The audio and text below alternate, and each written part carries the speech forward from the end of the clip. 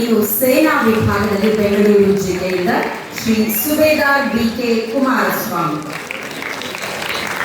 ಸೋಲಿಗರ ಮಾದರಿ ಬುಡಕಟ್ಟು ಸಮುದಾಯದ ಹಿತರಕ್ಷಣೆಗೆ ಹೋರಾಡಿದ ಮೊಟ್ಟ ಮೊದಲ ದಿಟ್ಟ ಮಹಿಳೆ ದೊಡ್ಡಮಾದಮ್ಮ ಸೋಲಿಗರ ನಾಯಕಿ.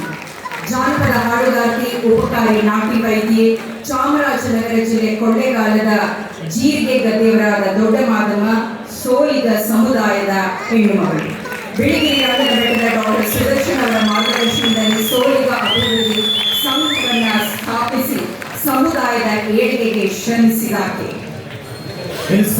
BK ಕುಮಾರಸ್ವಾಮಿ ಸೇನಾ ವಿಭಾಗದಲ್ಲಿ ಭಾರತೀಯ ಸೈನ್ಯದ ಪ್ರಮುಖ ಕಾರ್ಯಾಚರಣೆಯಲ್ಲಿ ಭಾಗಿಯಾಗಿ ದೇಶ ಸೇವೆಗೈದ ವೀರ ಯೋಧ ಸುಬೇದಾರ್ ಕುಮಾರಸ್ವಾಮಿ ಗಡಿ ಬೇರೆ ರಕ್ಷಿಸಲು ನೆರವಾದ ದೇಶ ಪ್ರೇಮಿ. ಬೆಂಗಳೂರಿನಲ್ಲಿ ಜನಿಸಿದರು BK ಕುಮಾರಸ್ವಾಮಿ 18ನೇ ವಯಸ್ಸಿಗೆ ಭಾರತೀಯ ಸೇನೆಗೆ ಸೇರಿದ್ದಾರೆ.